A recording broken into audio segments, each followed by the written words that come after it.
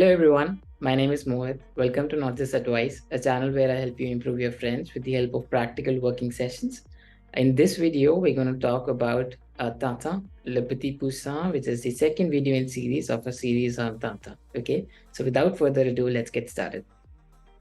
So here is the page that we're going to read today. But before I start with the second page, what I'm going to do is basically play a small audio from the last text that we read, okay, from the first page basically, so that you have in mind what happened last time, so that we can continue well with this one, okay? Let's play this audio. Tintin était un tout petit poussin qui n'avait qu'un défaut, il était curieux. Trouvant une petite boîte dans un coin du jardin, il se demanda, tout de suite, à quoi cet objet pouvait bien servir. La boîte était fermée par un couvercle. Et sur la boîte elle-même, se trouvait un minuscule bouton en cuivre. Pourquoi ce bouton? Se dit le poussin en donnant un grand coup de bec dessus. Clac. La boîte s'ouvre, et il en sort subitement un diable qui s'élance sur le poussin. Ce dernier faillit mourir de peur. Mais sa curiosité ne fut pas entamée.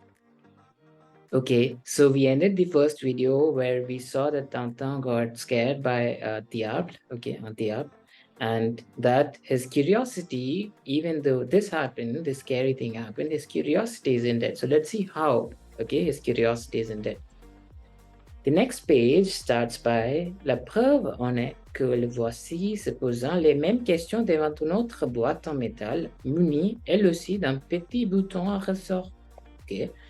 La preuve, the proof of what? The proof that the curiosity of Tintin isn't dead is en est que that le voici se posant les mêmes questions. Here he is posing the same questions or asking himself or asking the same questions devant une autre boîte en métal. Devant is basically in front of, okay? Une autre boîte, another box, but this time it's in metal, en métal. En métal is used to say the box is made of metal, okay?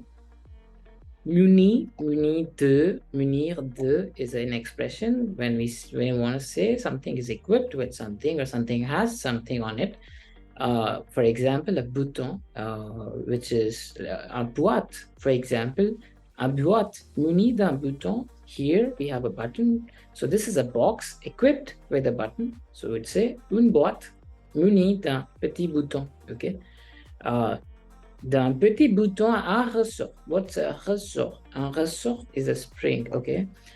A ressort means this button, it works by spring. By a spring, or it's supported by a spring, okay?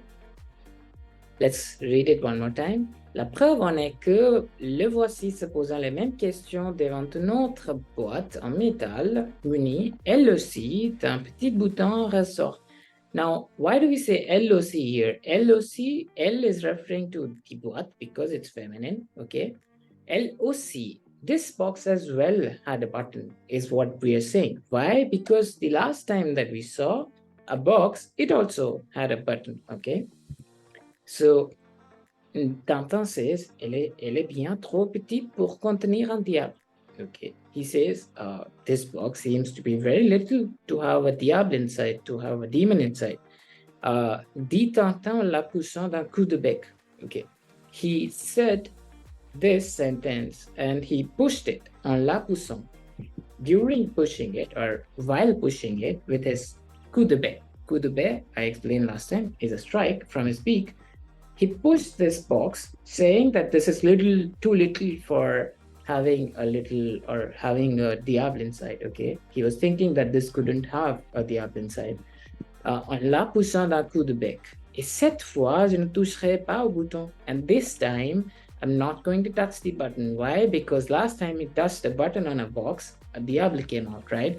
So he's saying, this time, cette fois, je is referring to himself, I ne toucherai pas. Toucherai is the future form of toucher. Toucherai, okay? And ne pas is the negation. So I will not touch au bouton. Toucher à quelque chose is to fiddle with something or touch something, okay? So I wouldn't fiddle with the button or I wouldn't touch I will not touch the button, he's saying. Mais la boîte se retourna plusieurs fois. Mais, la boîte, the box, se retourna. So, se retourner is to flip or to turn back. when you look back to someone who's calling you from behind, it's called se retourner. But what's also se retourner is to flip. So if I have an object like this, if I flip it like this is called se retourner. So this box, it flipped like this a lot of times, okay? Mais la boîte se retourna plusieurs fois, many times. Fois is time, plusieurs is many, many times. Et rencontra is to meet, okay? Literally to meet, and here we're talking about the meeting of what? Un caillou. Un caillou is a pebble or a stone. So you see here is a pebble, okay? Un caillou, this box met a caillou on the ground, on the herbe. L'herbe is basically the grass. Qui heurtant le bouton. Heurter is basically to say, to hit someone, okay? When you heurter, it means you're hitting something. And here, literally, the pebble is not hitting the box, but it got hit, okay? So we say, rencontra un caillou qui heurtant le bouton by hurting or by striking the button, fit inévitablement fonctionner le ressort. Fit is the passé simple form of faire, which means to do, made fonctionner. I talked about causative form in one of my videos. So fit is the passé simple form of faire, which means to do. And when we add a verb to it, we're making up something called as causative form in French. And when we add faire plus a verb, which means we're getting something done by something. So here we're trying to say fit fonctionner made the box function or made the box work, okay? Inévitablement is inevitably. So he didn't want it to do the opening of the box, but it happened inevitably because the box button got hit by a stone, okay? Fit inévitablement fonctionner le ressort. Le ressort is the spring. So what hitting of this button to this caillou, to this pebble did was it made the spring work or spring into action, literally. La boîte s'ouvrit. What happened next is the box opened. Et un jet de flamme. A jet de flamme is basically a jet of fire. Jaillir au dehors. Jaillir is to gush out. Like this, okay? So un souffle jaillit de ma bouche, basically. This is jaillit. I gush out a breath. Un souffle de ma bouche is from my mouth, okay? So jaillit is to gush out or spring out of something. Au dehors is outside. So what we're saying is la boîte s'ouvrit, the box opened itself, et un jet de flamme, a flame, a jet of flame, jaillit au dehors, sprung out outside, okay? Voilà comment, this is how, here is how, il suffit que, it so happened that, il suffit que, ce jour-là, that day, Tintin eut la face roussie par une allumeur automatique. Tintin, eut is avoir in passé simple form. It means to have. So Tintin had his face, la face is the face. Roussi is reddened by what? Par un allumeur automatique. Here's a liaison, what we call, when we read un and allumeur separately, we don't say anything. But when we combine them and read them together, un allumeur, we join this N with A, just in speaking, so that we know the word that we spoke before had an N at the end, okay? Un allumeur automatique, a lighter or an automatic lighter. So the sentence means, here is how it happened so that day, Tintin had his face reddened by an automatic lighter. To summarize what we have read, let's listen to the native audio one time. La preuve en est que le voici se posant les mêmes questions devant une autre boîte en métal, munie, elle aussi, d'un petit bouton à ressort.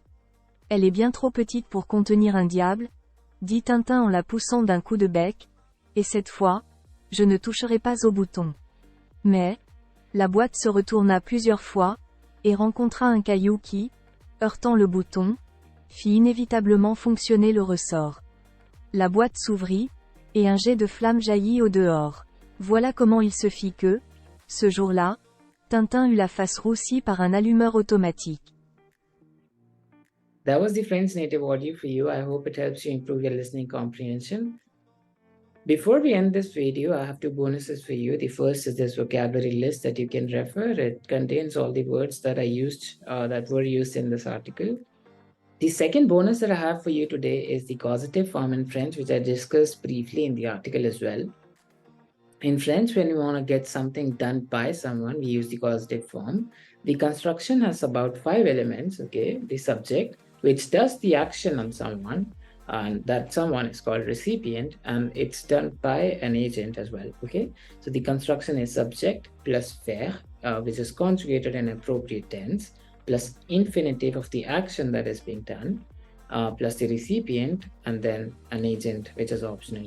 So I'll give you an example which will make it easier to understand. Je fais faire ses devoirs à Jean. So I make Jean do his homework. Je fais faire, I make do ses devoirs, his homework à Jean, to Jean, literally. But in actual translation, it would translate to I make Jean, or I make Jean do his homework, okay? Similarly, il a fait faire une copie de document. He made, or he got the copy of this document, made. Okay? He didn't do it himself. If I were to say he made a copy of his document, I would say il a fait une copie de document. I wouldn't add an extra faire, okay? So this fait is conjugated in passé composé. Il a fait faire une copie de document. He had a copy of the document made, okay? Nous allons faire des vêtements. Nous allons faire is faire conjugated in the near future tense, the future proche, okay? Nous allons faire, we are going to get or made des vêtements, or we're going to have some clothes made, okay? So I also have an example from the article that we read today. So this was the sentence, and we were discussing about the caillou just before this, the stone. Le caillou fit inévitablement fonctionner le réseau. So you see, le caillou here is the subject. Le caillou, fit is basically faire conjugated in passé simple, okay?